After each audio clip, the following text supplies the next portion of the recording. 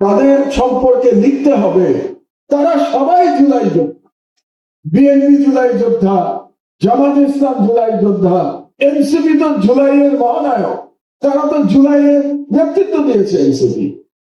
তাহলে এই যোদ্ধাদের বিরুদ্ধে যখন আমি লিখবো, তখন পেশাদারিত্বের সাথে লিখতে গেলে তাদের কারো না কারো তো সমালোচনা করতে হবে, কারণ সবাই তো সঠিক কাজ করে না।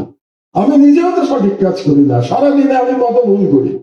তো তাদের ভুলগুলো লিখতে গেলে তাহলে তো এনসিপি আমার সন্তান তুল্য, বিএনপি এবং জামাত আমার বন্ধু, তাদের বিরুদ্ধে লিখতে হবে। কিন্তু সংবাদপত্রের কাজটা এমনই, লিখতে হয়, এটাই বিষয়। এবং লিখতে গিয়ে আমরা অনেক শত্রু বানিয়ে ফেলছি।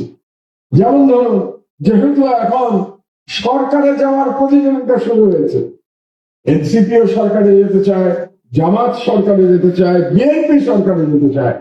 আপনি কার মন রক্ষা করবেন? পত্রিকায় যখন লিখবেন, তিন দলই তো আমার বন্ধু, আমি কার মন রক্ষা করি? আপনি যার মন রক্ষা করতে পারবেন না, সেই আপনার প্রতি অসন্তুষ্ট হয়ে যাবে। একটু আগে আমার সহকর্মী আব্দুল্লাহ সাহেব বলে গেলেন, গতকাল বিএনপি অফিসে, ঢাকায় বিএনপি চেয়ারপারসনের অফিসে আমার এক সাংবাদিকের গায়ে হাত তোলা হয়েছে। কারণ বিএনপির কেন যেন মনে হয়েছে আমরা তাদের পক্ষে লিখছিলাম। আমার দেশ কারো পক্ষে কিংবা বিপক্ষে দেখে না। আমার সত্য কথা রাজি হয়ে গিয়েছিলাম, কারণ যারা শহীদ হয়েছে তারা তো আমারই সন্তান।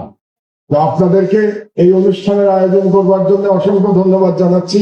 এবং আজকে যারা কষ্ট করে এসছেন, বিশেষ করে যে শহীদ পরিবারের সদস্যরা এবং জুলাই যোদ্ধারা এসছেন, তাদের প্রতি বিশেষ ধন্যবাদ জানিয়ে আমার বক্তব্য শেষ করছি। আপনারা দোয়া করবেন।